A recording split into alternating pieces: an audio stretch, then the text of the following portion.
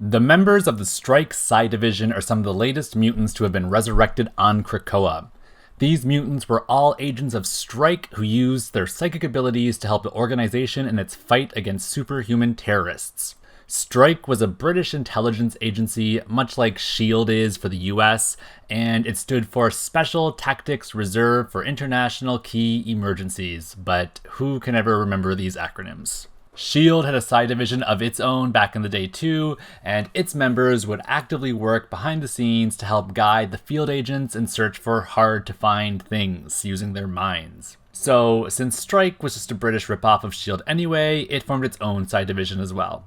There were, I think, at least 10 members of the Psi-Division as a whole, but we only ever really got to see a few of them. The main ones were Betsy Braddock, who was a member long before she ever joined up with the X-Men, and the other 4 mutants who were resurrected here at Krakoa: Tom Lennox, Alison Double, Kevin Mulhearn, and Vicki Reppion.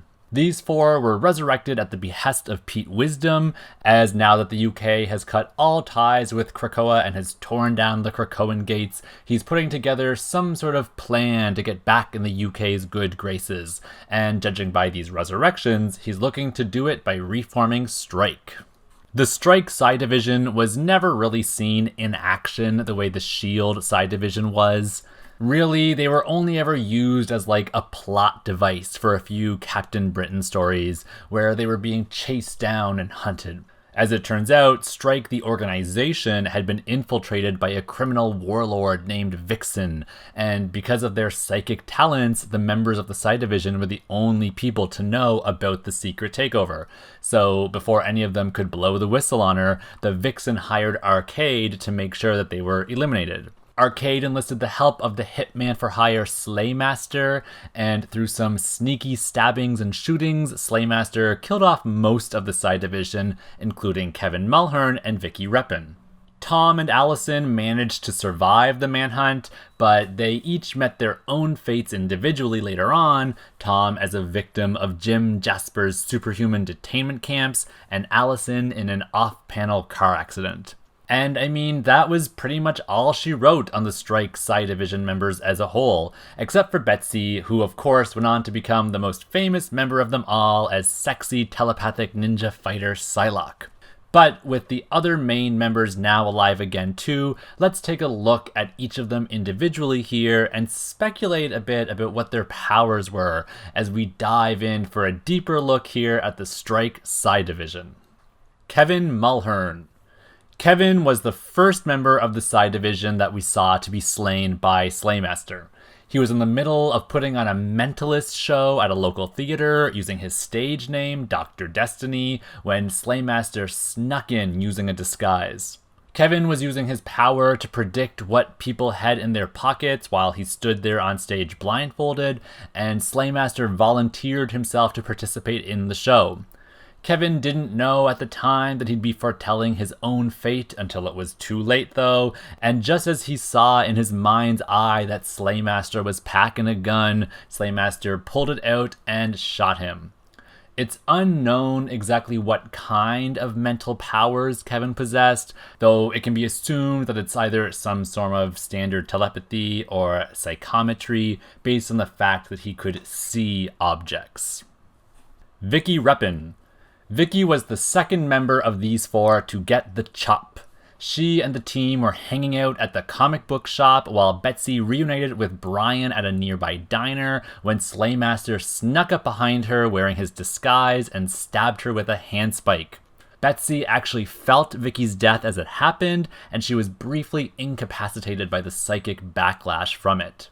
It was shown that the Psi-Division members could mind lock with each other, as Alison Double was in contact with Kevin as he died, and she suffered a similar incapacitation at the time. So that's probably what was happening here between Betsy and Vicki. We never really got to see any of Vicki's powers in action, but judging by how she reacted moments before she was stabbed, it's likely that she had some sort of empathic or slight precognitive ability. She might have sensed Slaymaster's intent as he approached her, or maybe she was just telepathic and got a quick flash of his violent urges.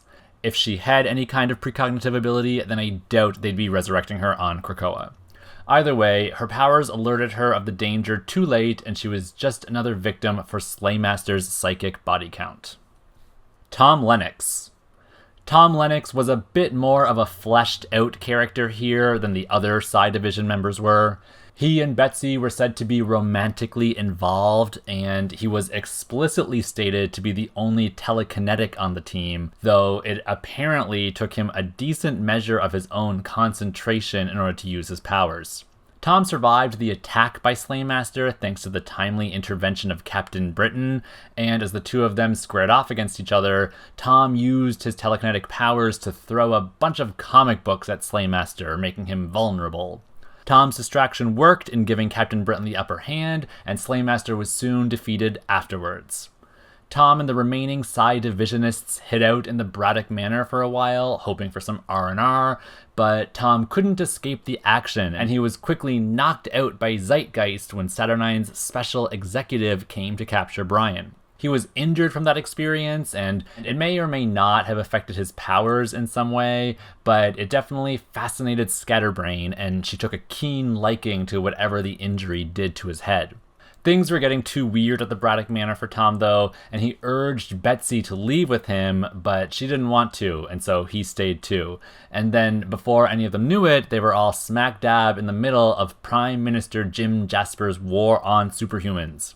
Jaspers had instituted a series of concentration camps to lock up British parahumans, and he had assembled a mean team of gun-toting war beetles to help keep everyone in line. Tom and crew were hiding out in a secret rebel headquarters around this time when it was suddenly stormed by a troop of Jaspers's beetles.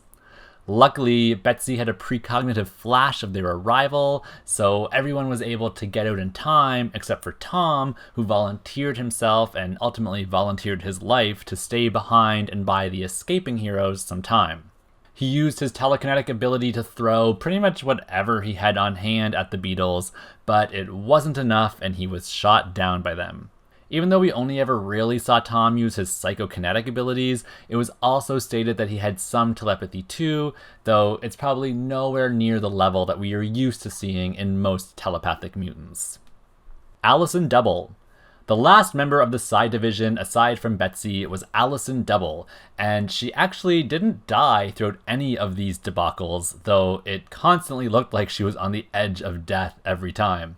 She first collapsed after Kevin had been murdered by Slaymaster, and then must have felt the other deaths too, as by the time everyone was brought to Braddock Manor to recuperate, she was described as being in like a convalescent state due to the various psychic shocks that she had experienced. Even later, when everyone was hiding from Jim Jaspers and the Beatles, she was described as having a fever and being in need of care. Then, when the Beatles raided their headquarters and Tom sacrificed himself, Alison and Betsy both ended up getting captured and being put into the camps anyway.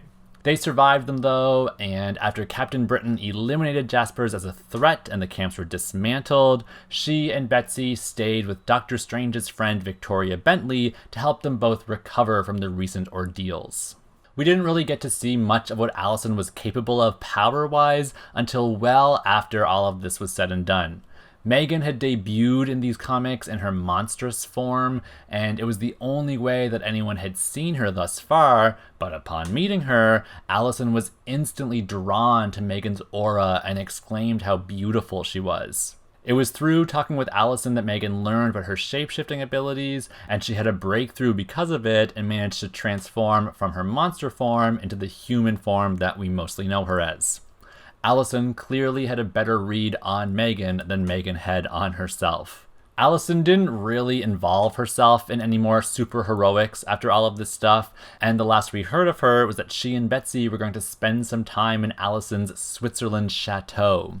This is the place where Betsy was located when Mojo kidnapped her and gave her the cybernetic eyes that ultimately put her on the path to becoming an X-Man, but as far as we know about Alison, she presumably stayed in Switzerland up until her off-panel automobile accident.